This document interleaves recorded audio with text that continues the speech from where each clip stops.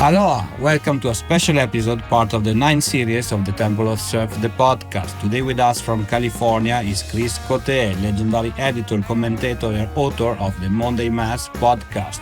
We discuss with him about surf, surfboard, music, and much more.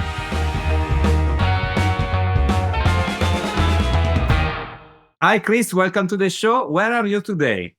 I am coming at you from Encinitas, California. And I'm glad we're doing the show right now because it gives me an excuse not to panic and paddle out. The waves are supposed to be 20 feet today here. Okay. So okay. This is a way of buying time before I go surfing. So thank you, because we're waiting for the tide, we're waiting for the swell, but it's a beautiful day here in Encinitas. So in between one wave and another, but it's actually early morning for you. So thank you for 8:30 a.m. Call. Anyway, I hope this will give you time, to have a better surf later on the day. So that's a good thing. Many things I would like to ask you today. But the first one, I always ask the same to everyone in the show. In your opinion, what is the most important thing in surfing? The most important thing in surfing is joy.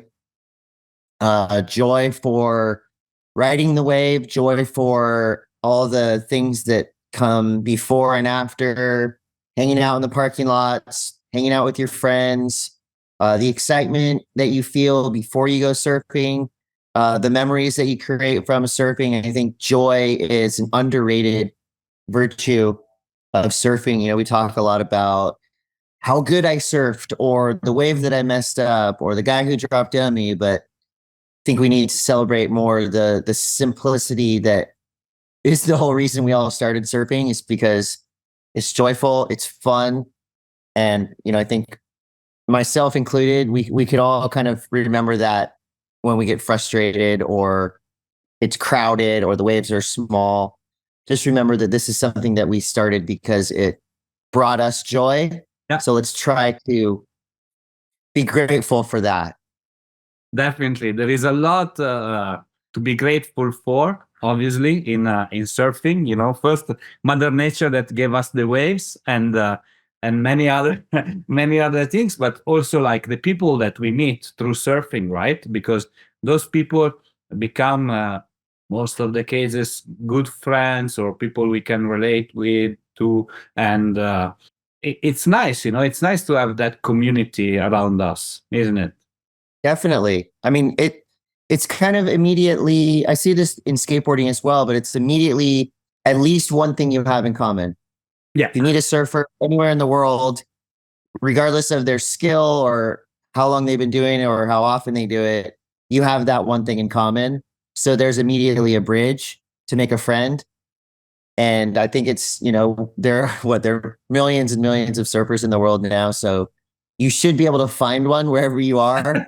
And, that can be kind of a comforting thing, right? Well, let's find where the surfers are. Maybe we'll have a good time.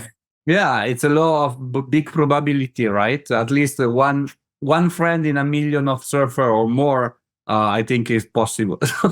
Exactly. Yeah, exactly. And you actually, I really like surfboards. So a question that I ask often is about the first proper surfboard. Do you remember it, and do you still have it? I do remember it. Unfortunately, I don't have it. My brother was is still a really good surfer, but he was really good at a young age. So he started getting proper shortboards pretty early on. And as the little brother, I got the hand-me-down boards. So I want to say my first proper board was probably a 5-foot something Agua surfboard that was shaped just up the street.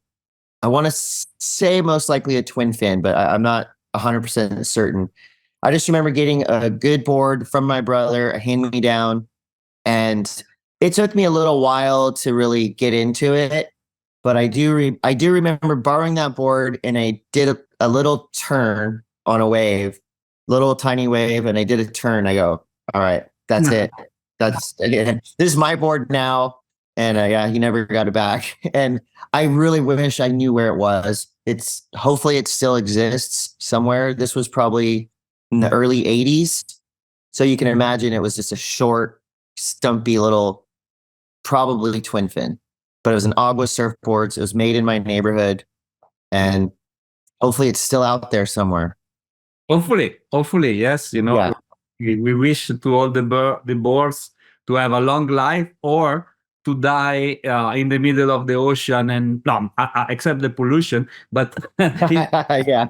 on the rocks, not dumped somewhere, on a trash bin or can, whatever it's called. Yeah. And but it's good to have a brother that gives you free stuff. It's Yeah, definitely. That gave me a head start for sure. it's a great advantage. Like me, I'm like the first one in my family, and I have only two sisters, and I had to fight for everything, right? And giving them boards. Actually, I never did, but giving them board would have been like good for them, not for me. So anyway. Yeah. I should talk to your brother and say if it was the same for him, or He might still have a board for you. I don't know. I don't know, maybe. And so from that moment onwards, like you started your surfing days, let's say, and which wave was the best wave of your life? That first wave that I did that little turn on, I was bodyboarding stuff before, obviously swimming in the ocean and doing all that, but that first little turn really kind of blew my mind as to what was possible on a surfboard. And again, it was a 1 foot tiny little wave, but just that one little moment was transformative. And then going back to kind of the most memorable waves of my life, there's a couple that stand out.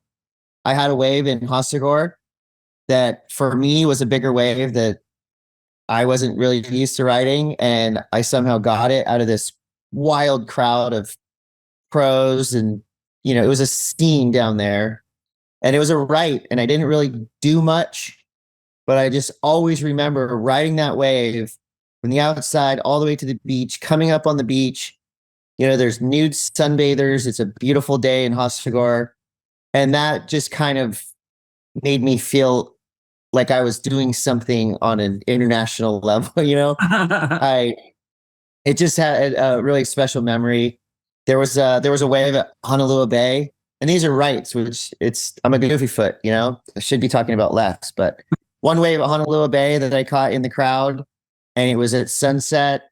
It was golden hour, it was probably double overhead. And again, I didn't do any crazy turns or anything like that. I just rode the wave into the bay. And I so clearly remember the scenes that I was seeing when I was going down the line. And that was a pretty recent one. That wave I'll never forget. A couple waves at restaurants on Tavarua that I can perfectly recall the line of the lip. Geez, I mean, there's been so many. I don't have that one, big pipeline barrel or giant wave somewhere that almost killed me. They're all more, I guess, fun and meaningful, memorable waves because of the setting or because of the scenario that was happening just then. I mean, I remember a wave I caught yesterday that was pretty fun. Okay. They're all memorable, No, definitely, yes. In effect, I was not looking for the wave that it was like the biggest wipeout that you almost died. I was more on the romantic side, like kind of memorable or something that you really like, I was Definitely. looking for the drama, it was more like, what is stuck into your memory for a reason or another. So, there's so many, I think we all have a file, in our mind. If you've been surfing for long enough, and if you have a decent memory, you've got a file of these waves and different songs or different, if the photo comes on your phone, it's like, oh, France 2007, you're oh, that was that one time I caught that wave. They're randomly accessed, in your memory banks. I think they're all in the same place. Yeah. They're different compartments for different memories. So all your memorable waves are in a file. And sometimes it takes a little bit to access them.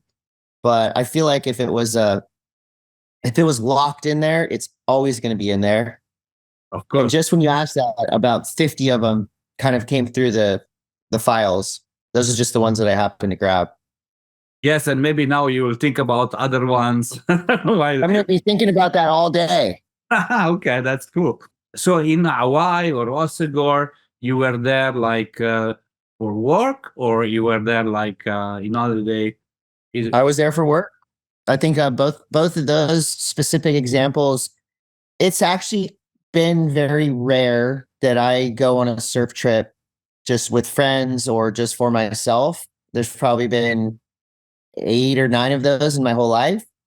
Most of the trips that I've gone on since the mid 90s have been for work, quote, work, the best jobs. But, whether it was trying to go and get photos for sponsors, or probably mostly was when I was at Transworld from 1999 to 2013, where, you would set up trips and I would go on all these trips, probably 10 surf trips a year, Indo, Fiji, Hawaii.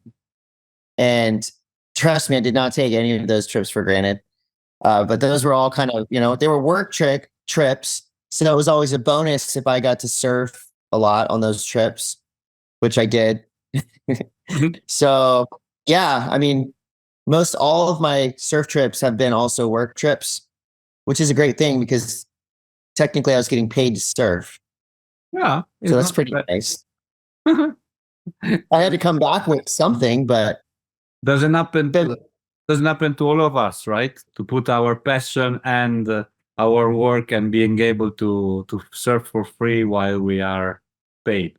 yeah, I have so much gratitude for that, and I know how lucky I am because I know I have friends that they get that one surf trip a year, and if they get waves or not, like that's their trip.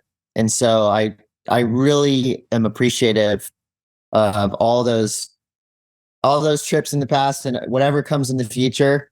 When I go on a trip for WSL or ISA and, we have that day off, I really try to maximize that and have as much fun as possible because, I hope it lasts for a long time, but I don't know how much longer people are going to pay me to go to cool places around the world and get those days off to surf and enjoy. So I try to do my best to, appreciate it and actually surf as much as I can when I'm on these trips. Exactly. Take advantage of it, of course. Like you were saying something regarding like, okay, doing one surf trip and not getting the right ways. And I was thinking, about, getting the wife permission to go for a surf trip. And then suddenly there are no waves, or like the waves are like too big because of the wind or condition. And then you're stuck with your friends. You still have a good time, and experience, but Yeah. you waste the opportunity, your free ticket, You're immediately planning the next trip. So yes, but it's like sometimes wives are not that happy, if we'll go for surf trip. If it's not for work, then we can justify, of course. Yeah. Okay. And talking about surfers, in all these experiences, of course, you met a lot of surfers. Was there one meeting that was that brought you something particular more than others? Can be a surfer that is a pro and super well known, or a surfer that nobody knows, but like the meeting, the encounter with him was something that was meaningful to you. Yeah. I mean, luckily I've pretty much met them all, at least all the ones that I wanted to. Buttons was an incredible person to meet because you could just feel that amazing creativity and energy off of him. And he was just such a special heart. I mean, the guy was incredible in so many ways. I met him in the airport, and I had a baby at the time, and he just gave my baby a peanut butter cup. Just spit it right there. I'll never forget that. Hanging out with Greg Knoll in a hotel lobby in Hawaii it was probably just a half hour. But in that half hour, he told me three of the most amazing surf stories I've ever heard in my life.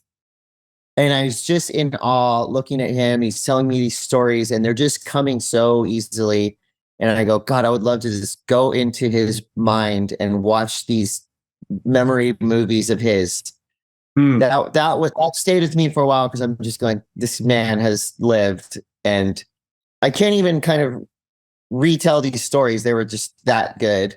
So yeah, Greg Knoll he was a special one to me, and I didn't expect that. I've never considered myself a surf historian or anything like that. I love the history of surfing, and I just don't know enough about it to be an expert. But that meeting right there really made me want to go back and learn more. Anytime you got to hang out with Bruce and Andy Irons was exciting and wild. The Fletcher family, meeting them was, these are people that I just like always looked up to and was kind of curious about, afraid of. So getting to know them has been really, just really rewarding, because these are giants of humans. Their personalities and what they pioneered and what they've done. I think meeting, people that have pioneered something in surfing is really, it's really rewarding, because they're living history. Yeah. Whether it's recent history or, way past history, they've seen it, they lived it. And to be around them, really, you really have to try to soak it in without being a total fanboy, which I definitely can be. we all we all can. No, depends on who is in front of you, right? So at the end, Yeah. in the name you said, there are legends of surf and surf culture. Then we Yeah. talk about the definition of legend or whatever or not.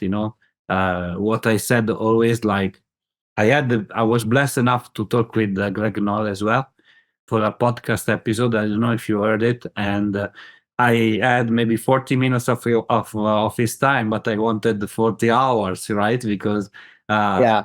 many questions, and I always regret, that I was not able to ask more and more stories and things like that. And then at the end, maybe listening again to the interview, I've been kind of very superficial. I could have been a little bit dig more into amazing stories. And when he told me, Alessandro, like I'm not considering myself a legend. I'm just like a guy that was having a peanut butter sandwich with my friends out at the beach in Waimea, Yeah. and then kind of I had fun, and that made me a legend. You say it. Yeah. It was very fun, man. And Oh then yeah. you have a lot of material to write a book. I mean, have you ever thought about it? I have, definitely, and I've been trying to. It's much easier for me. I can write a 5,000 word article about, surfing Mavericks, or an article about Andy Irons. I can do that easy. That'll take me an hour. But when I'm trying to write something about me from my heart, with no deadline, with kind of no real direction, Yeah. it's a little bit more difficult. I started writing a fiction novel that has true stories kind of woven into it, because I think I still have a little bit of fear, not shame, but just, I don't want to bring out all the demons and expose myself in all those ways just yet. And I feel like I have a little bit more to accomplish, I guess, before I can get that book going. But I'm trying to remember all these stories. And my ex-wife was really good about trying to tell me, like, you need to write these things down, Exactly. because one day you're not going to remember them. Exactly. And that's scary, but it's true. It's just like, where do you start? That's the hard part, is where do you start? I think we should start with something that interconnects the different stories in a way, Right. that like those are not just chapters, but something that maybe relates to you. This is the way I would say and read a book, right? Because I think maybe a lot of people are interested to know what happened with Bruce and Andy Irons, what happened to Greg Knoll, what happened to this. But if you find something that interconnects and makes it yours, maybe it's more Yeah. interesting, Then everyone is different and everybody will tell you different things. So I don't know.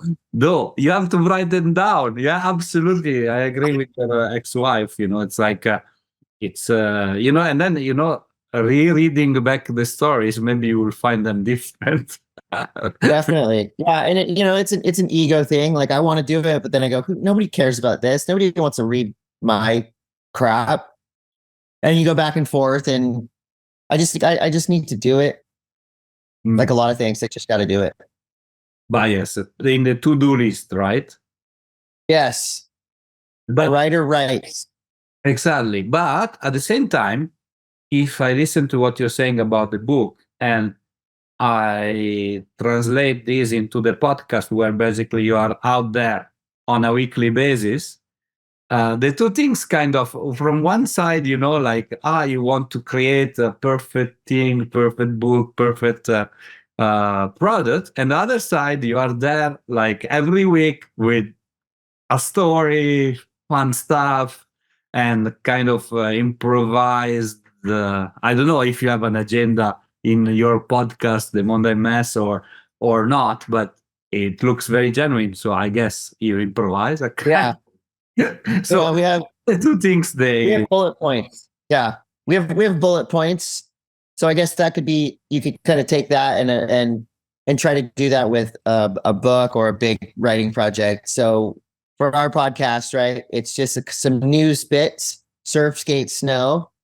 And the reason that we call it an action sports podcast about nothing is because we start talking about so and so did this on a skateboard, and then somehow that goes to a story about Todd having to use the bathroom on an airplane, which goes to a story about, another experience like that. So it kind of starts with news, and then it always goes somewhere weird. Yes, it is. And such is life. How did you come up with the idea of making a podcast?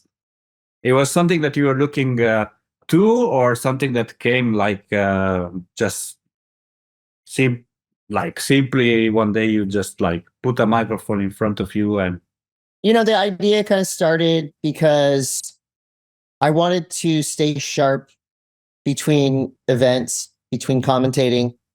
So I figured, this is a good way just to talk and keep talking, right? And these are things that I'm interested in. So I had this idea of doing kind of like a news update show. It was originally going to be 20 minutes, 2.5 minute intro, 5 minutes skate, 5 minutes surf, 5 minutes snow, 2.5 minute outro. And I was going to try to keep it tight, and it was just me. So I started doing that, and inevitably the show started becoming a half hour, 45 minutes of just me talking, no guests. And so after a couple months, I realized that it was fun. It was relatively easy to do. You just computer, a couple microphones. It's brain surgery. And so I started having guests come in a little bit. And then Todd, who's a great friend of mine for a long time, he came in and we did the show together. And I kind of just thought, this is it right here. We're having fun. We're bantering. And so I kind of just kept having him back. And then eventually it became our show. And, what started as a way of, again, just to keep the tools sharp between events and keep talking and, I guess, practice, and then hopefully get people excited about surfing, skating, and snowboarding, or at least keep them informed. It just started snowballing. And the idea was to make it weekly, so it could be topical. There's constantly these things to talk about. And as you know, getting guests for a podcast is not easy. I mean, you're scraping the bottom of the barrel here, so you're Oh, come on. Actually, I asked the audience who they wanted on the show, and they answer you. So, I mean, come on, wow. you know? Oh gosh, I'll give myself a little more credit. You know, No.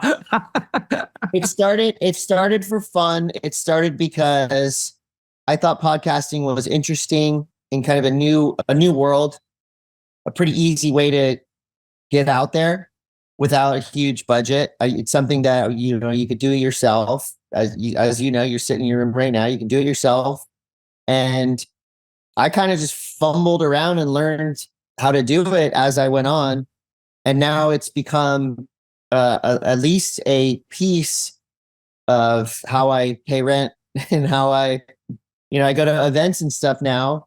It used to be, oh, you're the Ezekiel team rider from San Diego, to you're the guy from Transworld Surf. You're the guy from that one band. You're the guy who's on the WSL broadcast. And now, even when I'm at a snowboarding event, skate event, whatever, people are going, "Oh yeah, Monday Mass podcast." So it's definitely become a big part of, I guess, who I am professionally, Yeah. and it's still super fun. It's like you said, it's just Todd and I having coffee and talking shit. It's so no, And we're surprised people like it, but I understand why people like it. yeah, no, it's just great, and it's very easy, to get into it, Even for me, even listening to the sponsor is just amazing. It's not like Oh yeah. this podcast is brought to you by the. No, actually, even listening to the sponsor part is interesting. Which it's That's great to hear. which Monday Mass ad block. it's like it's interesting, from perspective, so of course, like you have to sustain, your podcast and expenses and things like that. But if you can do it Yeah.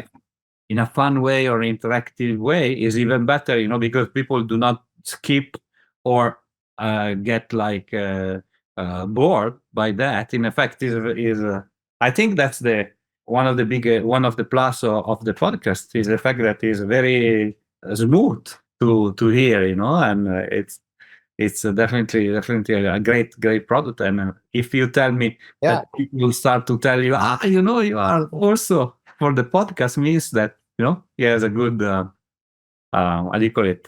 He embrace more and more people, on which is the plan, right? I think Yeah, we want everybody to listen to it.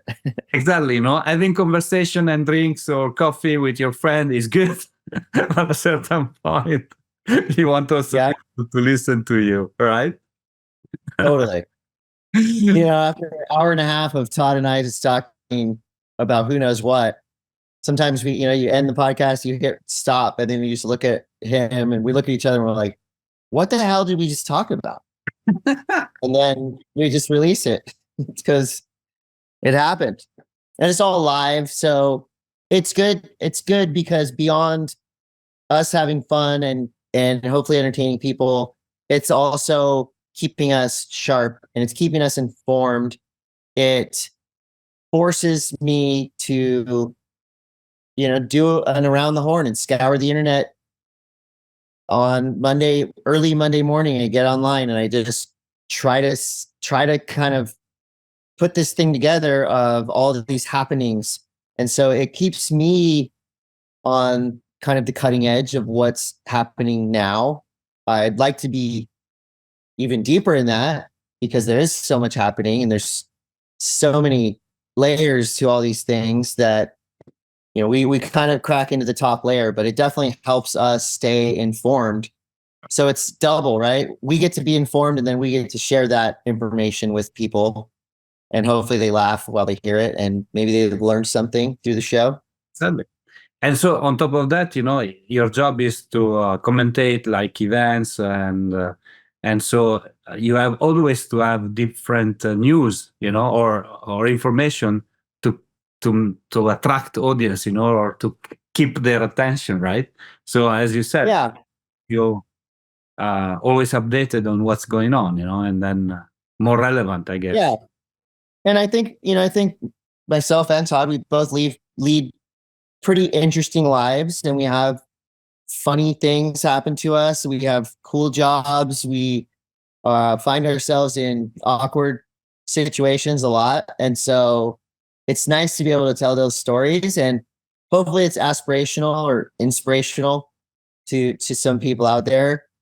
But that's kind of the thing we're talking about, like about the book. Like, yeah, I think a lot of the days that I have are interesting enough to talk about and tell other people about. Some days are just boring, and those don't really make the podcast. But Okay. And it's live, eh? You said it's like one shot recording, and that's it, right? You don't pre-record the no, you don't edit which the podcast. which adds to the performance element of it, because you do have to be cognizant of what you say. No one wants to be canceled for something they said on a live podcast. And it's also because it's DIY and very loosely operated.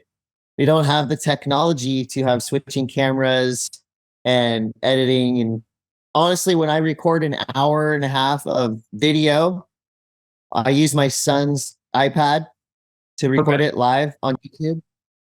I just didn't really have the wherewithal or bandwidth, literally, to take that video and edit it down and make it look slick.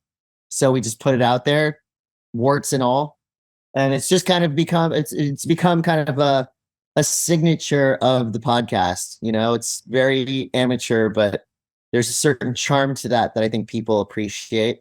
It's because it's just two idiots trying to figure it out every show. The audio's all over the place. Sometimes the video cuts out, but that's just us. Yeah, that's the way it is. That's the way the people like it. Is genuine. And so, reading about you in internet, okay, we surf, skate, snowboard, but music, it's so tell me a bit, it's a podcast, but I'm interested in you as a person. So tell me a little bit about this. How did you start, and what were your influences today, and where you want to bring the music part of Yeah. it? I mean, music plays a huge role in my whole life. From a young age, just constantly listening to music. My dad was playing me rock and roll music and explaining to me who these bands were, and I got hooked really, really quick. And I never really thought that I could play music, although I always wanted to. But then I started listening to bands like Sonic Youth and Slint and indie rock and bands from people my age.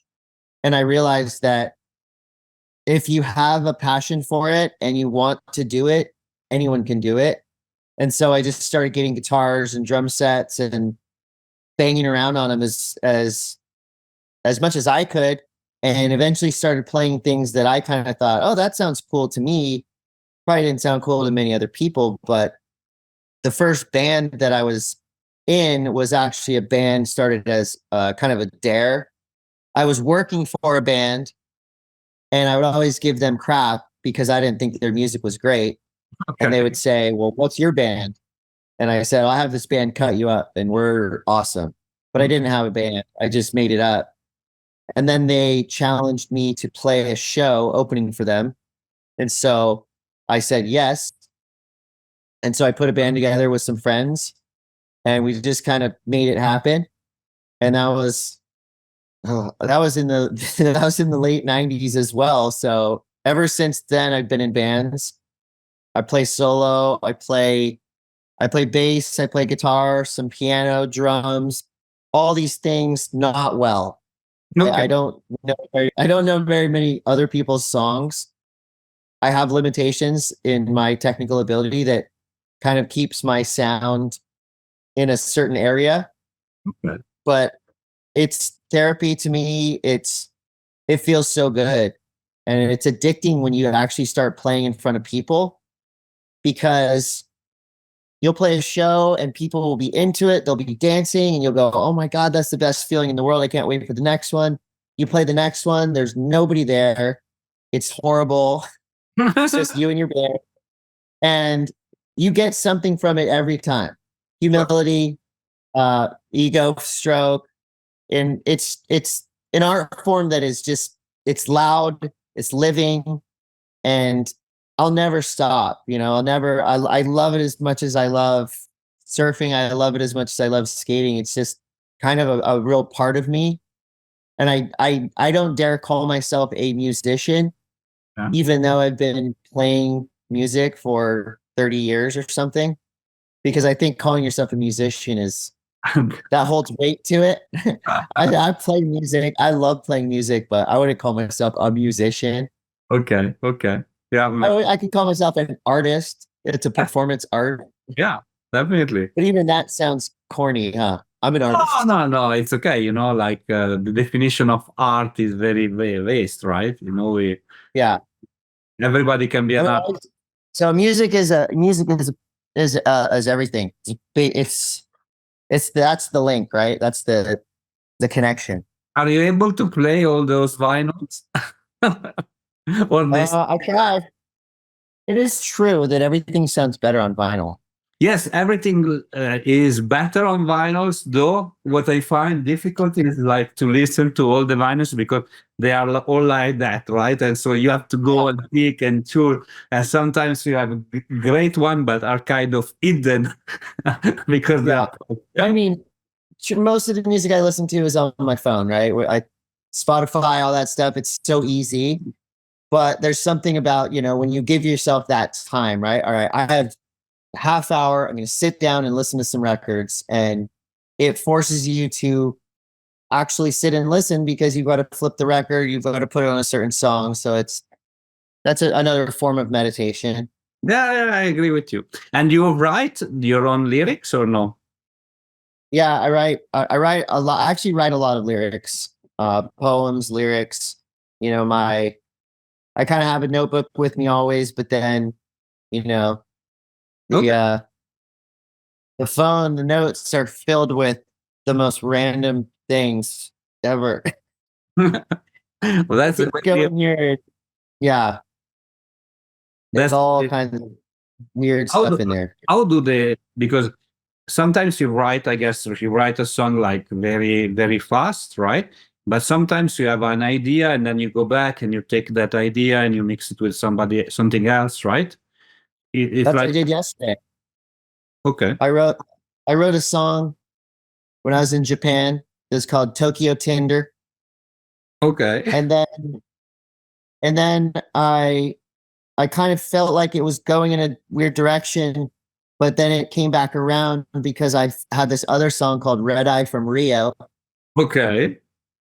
And so somehow they kind of formed into one big song inspired by these two separate trips that were vastly different, but there are some similarities in both of these trips. Nice. I love I love how lyrics are written. In effect, like a long time ago, I had this podcast and website called Rock Your Lyrics, where I was like digging into the lyrics and I interviewed so many bands. So I was part of my previous life. Now it's surf podcast. I don't know what's the next. My wife is still asking about. Okay. I mean, before we go to the Q&A, the short Q&A session, just tell me one crazy story about the tour that you witnessed that you can talk about that's not under embargo. But since we talk about stories, I want to hear a good one. I'm sure you have. I mean, I could tell you probably the most famous one where I got branded on the ass by Billy Joe from Green Day. We were on tour. My band Cut You Up was on tour with Blink-182 and Green Day.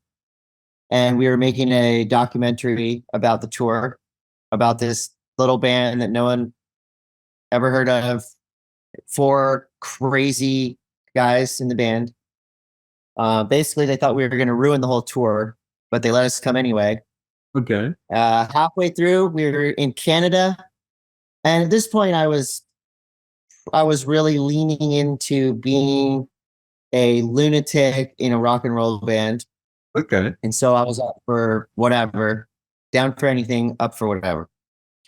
One night we are drinking and having a big party backstage, and somebody got the idea. Do you know what a pool bridge is? It's like the end of a pool stick, and it looks kind of like a crown. Okay. Yes. On the Yes. pool. Yes. Yes. Yes. Yeah. Yeah. So it's that big, metal. And they thought of the idea to brand somebody, to heat up this thing and brand somebody. And I was their first choice. And so they asked me, they asked me if I wanted to do it. And I said, yes, let's do it. And so eight of them held lighters to this piece of metal, Okay. heated it up till it was glowing orange. And then they No. branded me right on the butt. It immediately turned black, started curling up, and it was like a second or third degree burn. And it was right before, it was hilarious. When it happened, it was really scary. And then in the next couple of days after, it was evident that it was totally worth it, because that's a lifelong story that I'll always have. And there's some people out there that know me just for that. Okay. But that's how they would recognize me, as the guy who got branded by Billy Joe, the king of pop punk. That says a lot. A lot. Sorry. Yeah. Yeah. Cool. So that could be a whole different book, is the rock and roll stories. Oh, that's good. Maybe you can merge them together, Yeah, I'll have to. So we're gonna finish this interview with a short Q&A session. So please answer the first thing that comes up to your mind. So the best surfboard that you ever rode. This is the best surfboard I ever rode. Paizel, Gremlin, Dark Arts. So this is, when I post videos of myself on Instagram, the majority of the videos are from that board. It's a 5'3". It's got carbon technology from Dark Arts, and it just has changed everything about surfing for me. I think I've had it almost 3 years now. It still feels brand new. I think every time I ride this board, I have a good time. Okay. I'm probably surfing better than I ever have in my entire life. And I think I owe a lot to that board. So that's a Paizel, Gremlin, Dark Arts, quad, and it's magic. It is magic. Great to hear that you have it and you surf it nowadays. Right? Ride it today. It's not something that belongs to the past. Then, who's your favorite shaper of all time? I would say my favorite shaper of all time is probably John Paizel. Okay. He makes boards that are that's just easy to ride. I don't want to have to work too hard. I want, that's why we have all this modern technology. I just want the board to kind of do what I want it to do without trying too hard.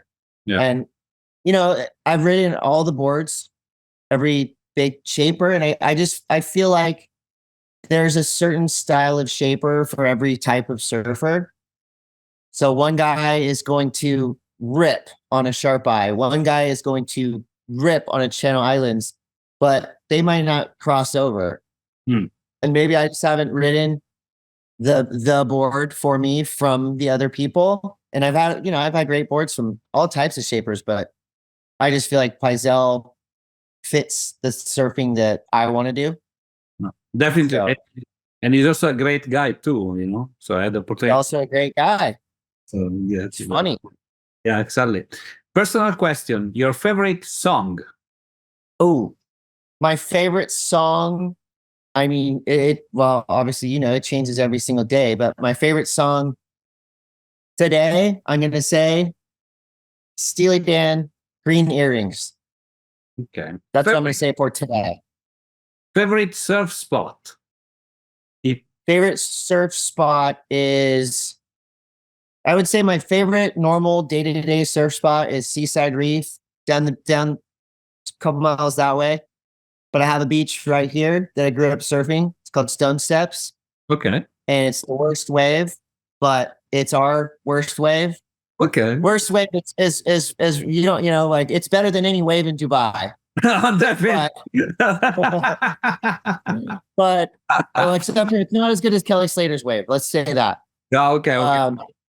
So that's my favorite spot, even though it's not an actual like spot. Okay. I think my favorite wave to surf in the world would probably be restaurants in Fiji or macaronis in Indo. Okay. Just in terms of perfect waves. Favorite surfer of all time?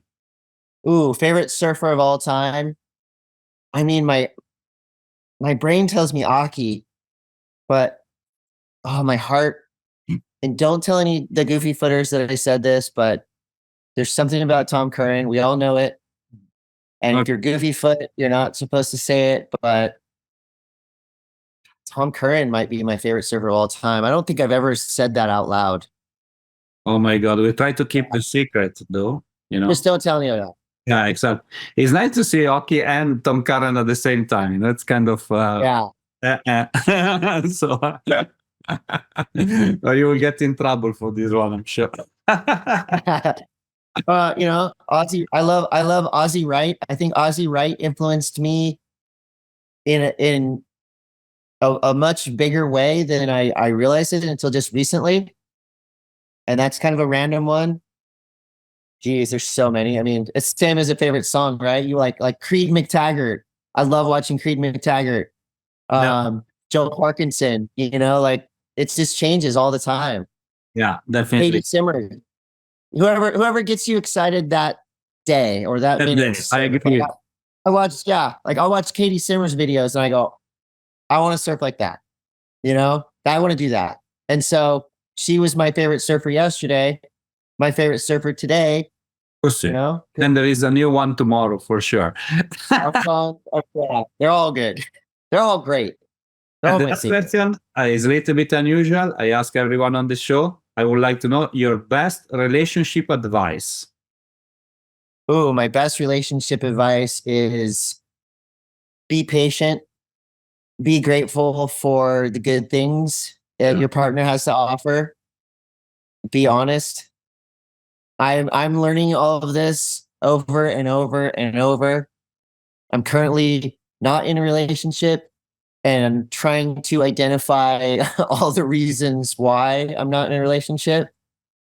I know the reasons why from the other person, but I need to try to figure out why from this side of it. Because I know a good relationship is a two-way street. So I need to figure out how to be a better partner and find a partner that, my relationship advice is all over the place.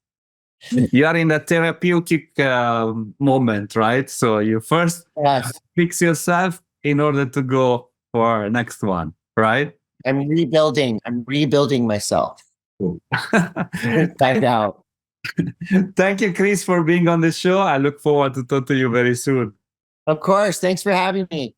Thank you. Great to talk to you.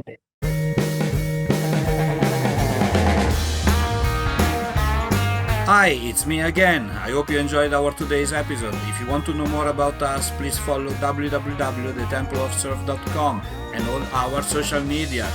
Mahalo!